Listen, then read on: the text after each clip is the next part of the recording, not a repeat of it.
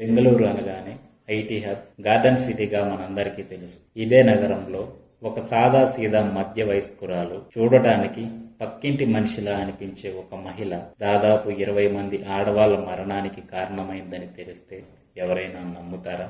1999 నుండి 2007 వరకు కర్ణాటకలో వరుసగా మహిళలు మాయమై వారి మృతదేహాలు దొరికేవి. అందరూ గుడికి వెళ్లిన వారే. వారి శవాలు దొరికినప్పుడు వారి ఒంటి మీద ఒక్క గీత కూడా ఉండేది కాదు. పోలీసులు ఎంత వెతికినా హంతకుడు ఎవరో, ఎందుకు ఈ హత్యలు చేస్తున్నాడో తెలిసేది కాదు. ఎలాంటి క్లూ గాని దొరికేది కాదు. కానీ 2006లో గుడికి వెళ్లిన 22 ఏళ్ల యువతి మాయం కావడంతో ఆమె కుటుంబ సభ్యులు ఒక మహిళపై తమకు అనుమానం ఉందని పోలీస్ కంప్లైంట్ ఇచ్చారు. అలా ఆ మహిళ కోసం వెళ్లిన పోలీసులకు ఒక బస్టాండ్ లో జయమ్మ పేరుతో నగలు అమ్ముతుండగా పోలీసులు పట్టుకున్నారు. ఆమె ఎవరో కాదు, కేడి కెంపెమ్మ. ఆమెను ప్రపంచం సైనైడ్ మల్లిక అని పిలుస్తుంది. భారతదేశపు మొట్టమొదటి మహిళా సీరియల్ కిల్లర్ కథను ఈ రోజు మనం పూర్తి వివరాలతో తెలుసుకుందాం. 1970లో కర్ణాటకలోని కగ్గలిపురలో పుట్టింది కెంపెమ్మ.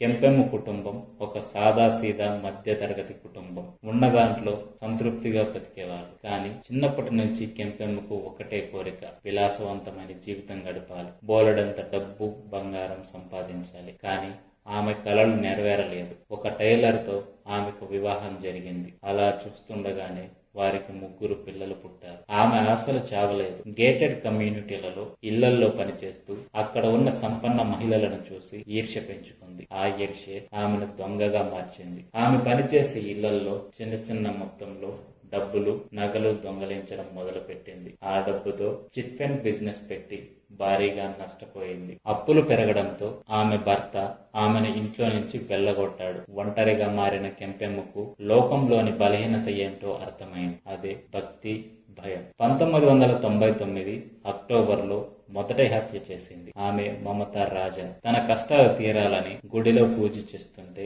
ఆమె మంగళసూత్రం కోసం కెంపెమ్మ ఆమెను అంతం చేసింది. ఆ తర్వాత జైలుకు వెళ్లి వచ్చాక ఒక గోల్డ్ షాప్ లో పనిచేస్తూ సైనైడ్ గురించి తెలుసుకుంది. బంగారం శుద్ధి చేయడానికి వాడే సైనైడ్ ఒక మనిషిని నిమిషాల్లో చంపగలదని ఆమె గ్రహించింది. ఇక అక్కడి నుండి ఆమె ఒక వ్యూహం రచించింది. దేవాలయాల్లో కష్టాల్లో ఉన్న మహిళలను కలిసి మండల పూజ చేస్తానని నమ్మించేది. అలా వారికి 3 కండిషన్లు పెట్టేది. అందులో మొదటిది, పూజకు వచ్చేటప్పుడు పెళ్లి బట్టలు, భారీగా నగలు ధరించి రావాలి. 2, ఆహారం వండి తీసుకురావాలి. 3, రోజంతా ఉపవాసం ఉండాలి. పూజ ముగిశాక తాను ఇచ్చే తీర్థంతోనే ఉపవాసం విడవాలి. ఆ తీర్థంలోనే ఆమె సైనైడ్ కలిపేది. కడుపు ఖాళీగా ఉన్న బాధితులు ఆ నీటిని తాగగానే సైనైడ్ రక్తంలోకి వేగంగా వెళ్లి వారు అక్కడికక్కడే కుప్పకూలిపోయేవారు. ఎలిజబెత్, యశోదమ్మ, మునియమ్మ, నాగవేణి ఇలా ఒక్కొక్కరిని కిరాతకంగా చంపుకుంటూ పోతుంది. ప్రతి హత్య తర్వాత తన పేరును మార్చుకునేది. ఒక్కో చోట మల్లిక అని, మరో చోట జయమ్మ అని పిలిపించుకునేది. అయితే 2006లో రేణుక అనే 22 ఏళ్ల యువతిని చంపినప్పుడు ఆమె ఒక తప్పు చేసింది. రేణుకకు అక్కలా దగ్గరై నగలతో సహా ఆమెను మాయం చేసింది. రేణుక కుటుంబానికి కెంపెమ్మ మీద అనుమానం వచ్చి పోలీసులకు కంప్లైంట్ చేశారు. చివరకు 2008 డిసెంబర్ 31న ఒక బస్టాండ్ లో నగలు అమ్ముతుండగా పోలీసులు జయమ్మ అలియాస్ కెంపెమ్మను పట్టుకున్నారు.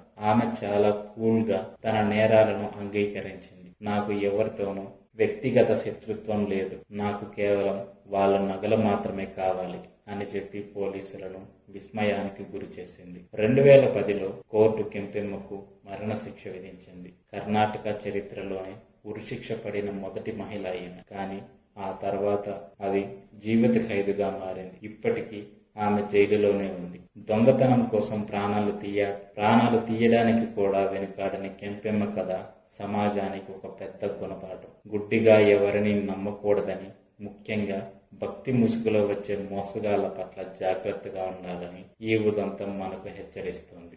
ఈ భయంకరమైన క్రైమ్ స్టోరీ మీకు ఎలా అనిపించింది కింద కామెంట్స్ బాక్స్ లో తెలియజేయండి. మరిన్ని ఇలాంటి డార్క్ డాక్యుమెంటరీల కోసం మన ఛానల్ని సబ్స్క్రైబ్ చేసుకోండి. మరో వీడియోతో మళ్ళీ కలుద్దాం.